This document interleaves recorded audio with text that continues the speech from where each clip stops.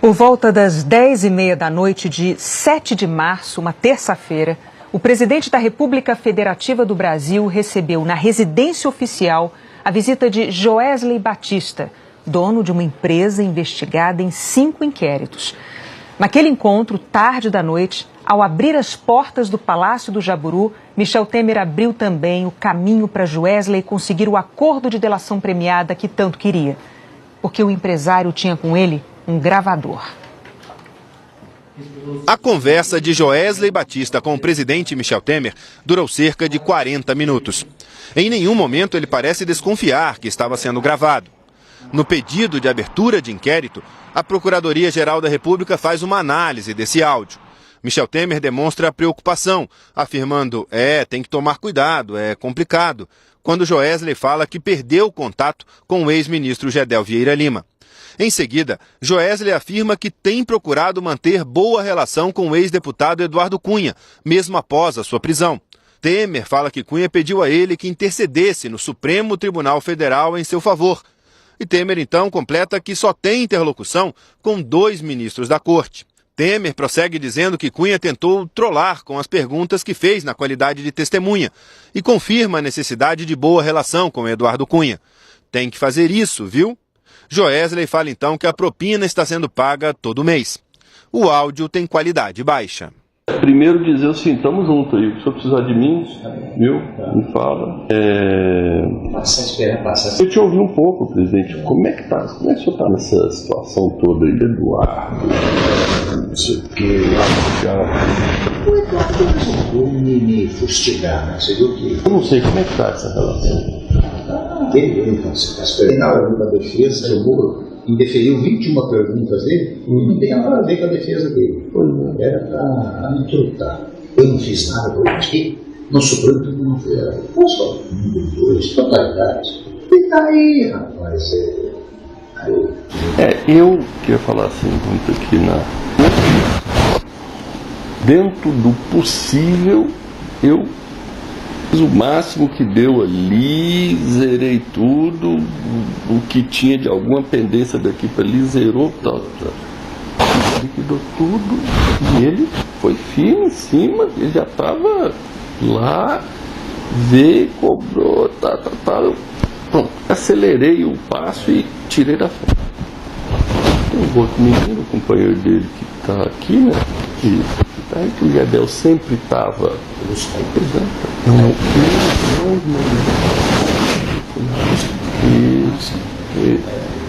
O Gedel é que andava sempre ali, mas o Gedel também com esse negócio, eu perdi o contato, porque ele virou investigado, agora eu não posso também. Eu não posso encontrar ele. Isso. O negócio dos vazamentos. Telefone lá do Pardo, com o Gedel, volta e meia citava alguma coisa meio tangenciando a nós, não sei o quê.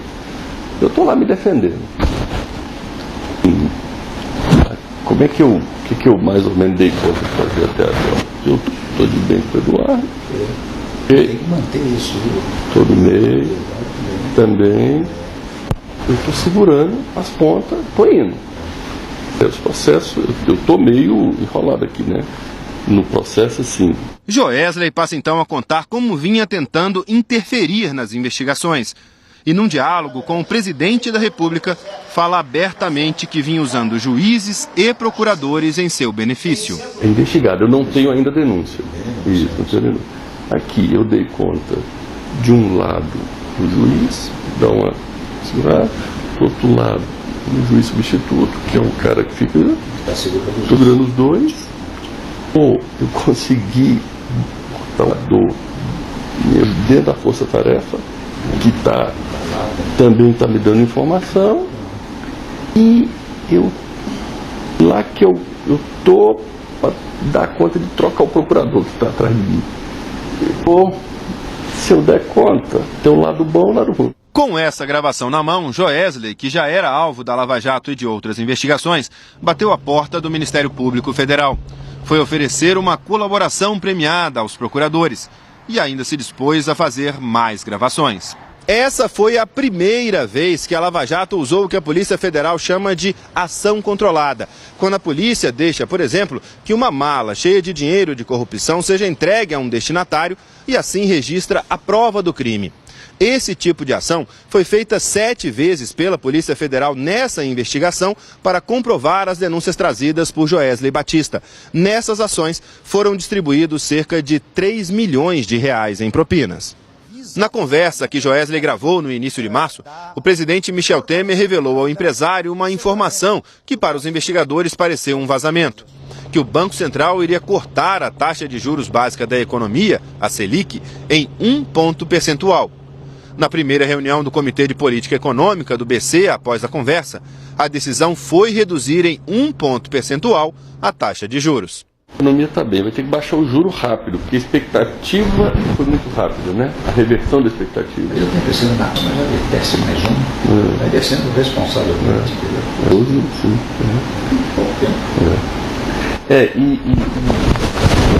Juro, você sempre tem que deixar o mercado com a sensação de que foi pouco. O mercado tem que ficar na sensação de que o Banco Central, em nota, disse que as decisões do Copom são tomadas em reuniões e divulgadas logo em seguida, e que, por isso, não há possibilidade da decisão sobre a taxa de juros ser antecipada a qualquer pessoa. Depois que todos os depoimentos foram colhidos e as provas reunidas, na tarde da quarta-feira, dia 10 de maio, os irmãos Joesley e Wesley Batista entraram no Supremo Tribunal Federal para ter uma reunião no gabinete do ministro Luiz Edson Fachin. Foi quando a delação de Joesley foi homologada, se tornou uma prova e pôde ser usada em uma operação policial. Diante das provas, o Procurador-Geral da República, Rodrigo Janot, pediu a abertura de inquérito contra o presidente Michel Temer. E no início da tarde, o ministro Fachin autorizou o início das investigações contra Temer. Com essa decisão, o presidente Michel Temer passa a ser formalmente investigado. A Lava Jato poderá pedir novas medidas como buscas e apreensões e depoimentos, inclusive de Temer. A gravidade das acusações de Joesley Batista alimentou rumores de que Michel Temer deixaria o cargo. Nesse clima todo, ainda antes da divulgação da gravação da conversa entre Temer e Joesley, o anúncio de que o presidente faria um pronunciamento às 4 da tarde em Brasília aumentou ainda mais a expectativa de uma renúncia. Mas não foi isso que aconteceu. Ele disse que não renunciará e que provará a inocência no Supremo Tribunal Federal. Quero deixar muito claro, dizendo que o meu governo viveu nesta semana seu melhor e seu pior momento. Os indicadores de queda da inflação, os números de retorno ao crescimento da economia e os dados de geração de empregos criaram esperança de dias melhores. O otimismo retornava e as reformas avançavam no Congresso Nacional.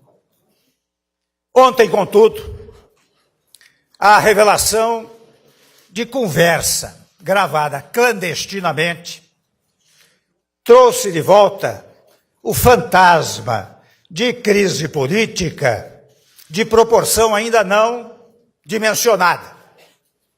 Repito e ressalto, em nenhum momento autorizei que pagassem a quem quer que seja para ficar calado.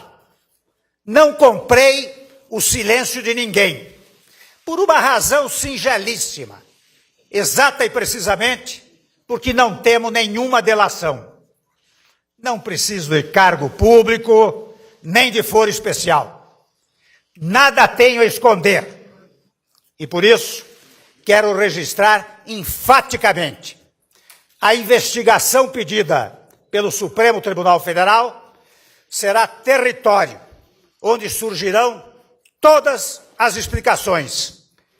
E no Supremo demonstrarei não ter nenhum envolvimento com esses fatos. Não renunciarei. Repito, não renunciarei. Sei o que fiz e sei da correção dos meus atos. Exijo investigação plena e muito rápida para os esclarecimentos ao povo brasileiro. Esta situação de dubiedade ou de dúvida não pode persistir por muito tempo. Se foram rápidas nas gravações clandestinas, não podem tardar nas investigações e na solução respeitantemente a essas investigações. O deputado Rodrigo Rocha Loures, do PMDB do Paraná, que foi flagrado recebendo uma mala com R$500 mil, é considerado uma peça-chave do escândalo pela proximidade com Temer. Rodrigo Rocha Loures é considerado o homem de confiança de Michel Temer. Em 2011, foi nomeado chefe da assessoria parlamentar da vice-presidência da República. Em 2014, se candidatou a deputado federal pelo PMDB do Paraná e teve Michel Temer como garoto propaganda neste vídeo. Ele veio aqui para o meu gabinete e me ajudou enormemente. É com muito gosto que eu cumprimento os paranaenses e dou este depoimento verdadeiro, real, em relação a esta belíssima figura da vida pública brasileira, que é o Rodrigo Rocha Loures. Na prestação de contas ao Tribunal Superior Eleitoral, Rodrigo Rocha Loures declarou ter recebido mais de R$3 milhões nesta campanha. Desse total, R$200.650 foram doados pelo comitê de campanha do então vice-presidente Michel Temer, na eleição de 2014. Grande parte desse dinheiro foi um repasse de doações de terceiros. Administrador de empresas ligado ao ramo alimentício, Rocha Loures se elegeu suplente. Em janeiro de 2015, reassumiu a assessoria parlamentar da vice-presidência e depois a assessoria de relações institucionais da presidência.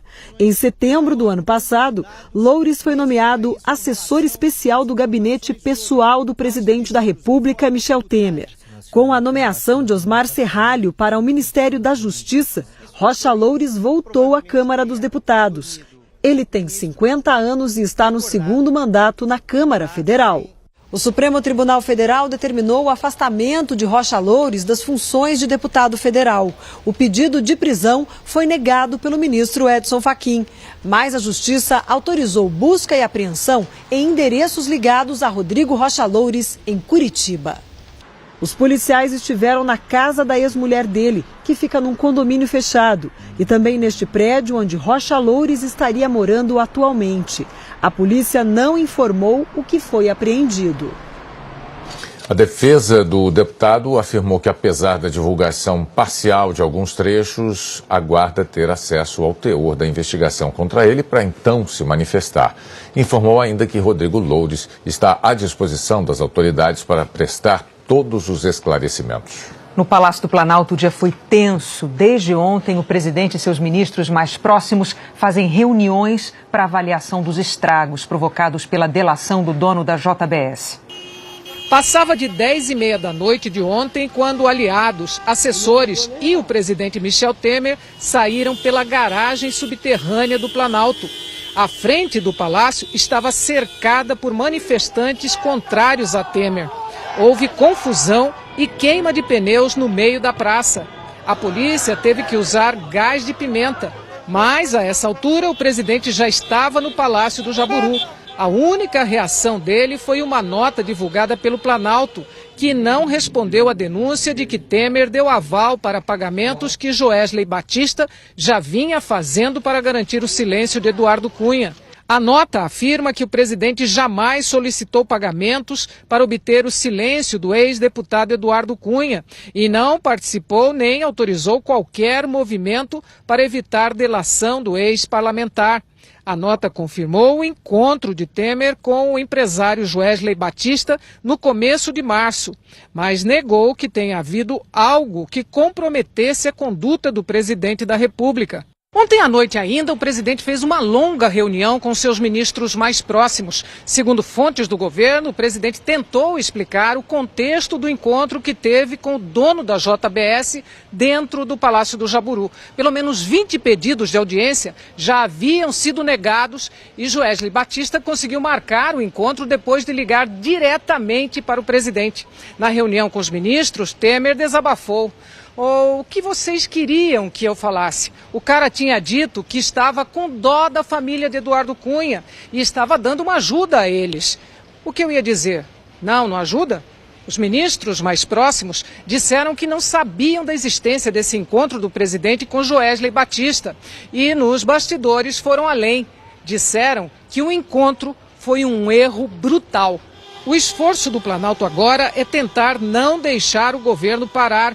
Ainda na madrugada, os 3 ministros palacianos gravaram vídeos em defesa do governo. Antônio Embaçaí, da Secretaria de Governo, e Eliseu Padilha, da Casa Civil, e Moreira Franco, da Secretaria-Geral, estes 2 investigados na Lava Jato. O Executivo e o Legislativo têm que tirar o Brasil da maior crise econômica da nossa história. É fundamental que nós tenhamos muita serenidade, façamos o esforço de nos manter unidos com um único objetivo. O Brasil não pode parar. Hoje, Temer chegou ao Planalto por volta de 8 da manhã. Só cumpriu o primeiro compromisso com o senador petecão do PSD, que contou o que ouviu de Temer. Não recordava que ele tinha prometido, tinha assumido qualquer tipo de compromisso e que iria pedir as fitas, os áudios, para ele poder se pronunciar, mas que estava tranquilo e demonstrava muita tranquilidade, muita coisa. Estou tranquilo. Mas logo a agenda presidencial foi suspensa. Avaliou-se que Temer deveria gastar o tempo pensando melhor numa reação. E ele permaneceu em reunião numa espécie de gabinete de emergência. Temer se mostrou incomodado e insistiu, queria falar. Começaram então as simulações para o pronunciamento. O marqueteiro de Temer, Elcinho Mocco, foi chamado. Chegou com uma proposta de texto que começava dizendo: não cometi erro. O tom do discurso, no entanto, foi subindo no decorrer do dia. Primeiro com a decisão do Supremo sobre a abertura de inquérito para investigar o presidente. Depois, com os boatos de que Temer renunciaria. O discurso ficou mais incisivo, negando renúncia e tentando enfrentar a crise. Bom, a Délis Ortiz mostrou na reportagem dela ministros defendendo o governo, mas ao longo do dia, né, Délis? Teve ministro também ameaçando abandonar o barco, deixar o cargo. Como é que isso ficou? Boa noite. Boa noite, Bonner, Renata, boa noite a todos. Depois do pronunciamento presidencial, bombeiros saíram a campo tentando apagar o incêndio provocado pela divulgação do áudio do dono da JBS. O PPS decidiu deixar o governo e o ministro da Cultura, Roberto Freire, seguiu a orientação do partido, esteve aqui no Planalto e pediu demissão. Já o ministro da Defesa, Raul Jungmann, decidiu ficar. Em nota, o PPS justificou que a permanência dele se deve à relevância do cargo. Mais cedo, o PSDB ensaiou desembarcar do governo. O ministro das Cidades, Bruno Araújo, chegou a dizer que iria pedir demissão do cargo. Mas houve muita articulação e no início da noite os 4 ministros tucanos e o senador Tasso Gereissati estiveram aqui no Planalto. O partido decidiu continuar apoiando o governo. Temer ouviu a gravação do dono da JBS no gabinete presidencial, cercado de assessores e ministros. E, segundo fontes, depois disso, a exclamação foi a seguinte: a montanha pariu um rato. O clima aqui no Planalto agora é de alívio. Obrigado, Délis Ortiz, trazendo ao vivo de Brasília as informações aqui no Jornal Nacional. Olha, até o início da noite, a oposição protocolou no Congresso 8 pedidos de impeachment do presidente Michel Temer. E partidos aliados ameaçam deixar o governo.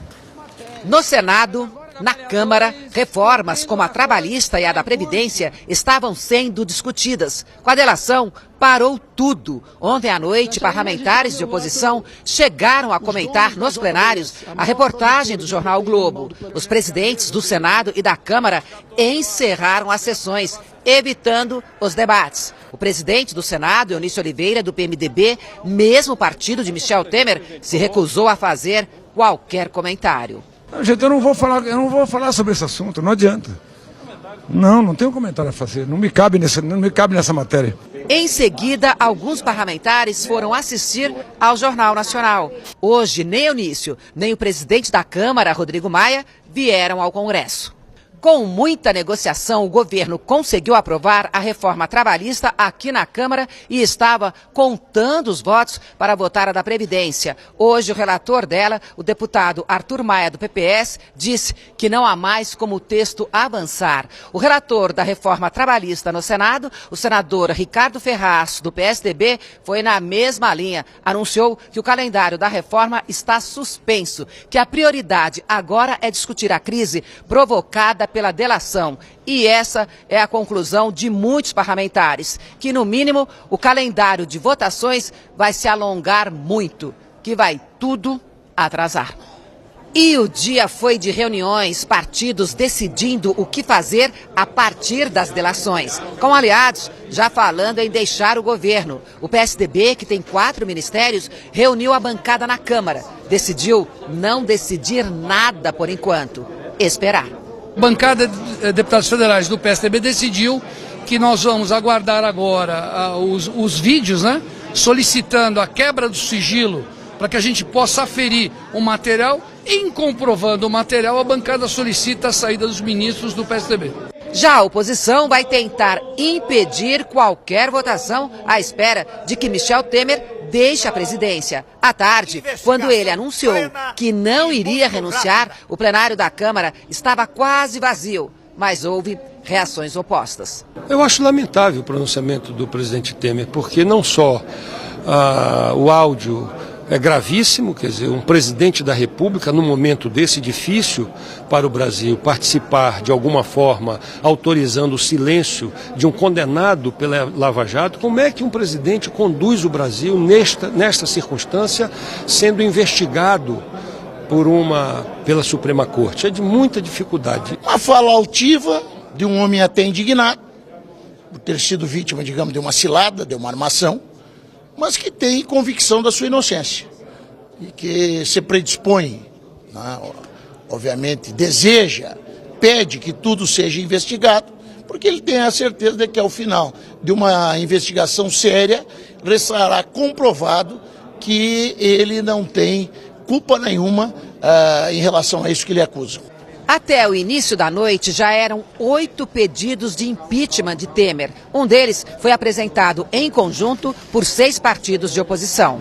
Incluindo como motivo principal, um dos motivos principais do afastamento de Michel Temer e do seu impeachment, a obstrução à justiça, a partir do momento em que há um flagrante publicizado com uma tentativa de obstrução à justiça. O Senado já foi notificado oficialmente da decisão do Supremo Tribunal Federal que afastou Aécio Neves das funções de senador. Até o início da noite, a Câmara ainda não tinha sido notificada da decisão sobre o deputado Rocha Loures, do PMDB do Paraná. Vamos agora ao vivo ao Congresso Nacional. A Cláudia Bontempo está lá e tem informações para a gente, outras informações sobre as reuniões de partidos aliados e de oposição. Boa noite, Cláudia. Boa noite, Renata. Boa noite, Bonner. Boa noite a todos. Olha, não houve votações hoje nem na Câmara nem no Senado. Os presidentes das duas casas não estiveram no Congresso, mas passaram o dia em Brasília. O senador Eunício Oliveira, que é do PMDB, conversou ao telefone com o presidente Michel Temer e recebeu parlamentares de vários partidos na residência oficial. O deputado Rodrigo Maia, que é do Democratas, esteve em uma reunião com o presidente Michel Temer no Palácio do Planalto e recebeu também deputados de vários partidos na residência oficial. Bom, atualizando até o momento, foram protocolados 8 pedidos de impeachment do presidente Michel Temer. O partido dele, o PMDB, o PTB e o PR divulgaram nota de apoio ao governo. O senador Tasso Gereissati, que é o novo presidente do PSDB, esteve em uma reunião com o presidente Michel Temer e disse que o partido aguarda o desenvolvimento e esclarecimento desses fatos. O senador José Agripino, que é o presidente do Democratas, disse o seguinte, abre aspas, é hora de aguardar a consistência e confirmação dos fatos que são graves. Renata, Bonner. Obrigada, Cláudia Bontempo. Bonner. As denúncias e a possibilidade de uma paralisação da agenda de reformas levaram pânico ao mercado financeiro. O dólar disparou, a Bolsa de São Paulo chegou a interromper as operações pela primeira vez em 9 anos para tentar conter a queda. 8h45 da manhã, nas corretoras já era um dia daqueles que nem dá para sentar. em que fortunas somem numa piscada. Os cabelos sofrem. Todos se preparando para a tempestade financeira que estava chegando. Ontem, na Bolsa de Nova York, o fundo que acompanha empresas brasileiras despencou mais de 11% depois das notícias sobre as gravações comprometendo o presidente Temer. 9 horas de hoje, tudo travado. Pela manhã, a compra e venda dos títulos do governo foram suspensas. O Tesouro Nacional informou que era para proteger os investidores de prejuízos. No fim da tarde, as negociações voltaram.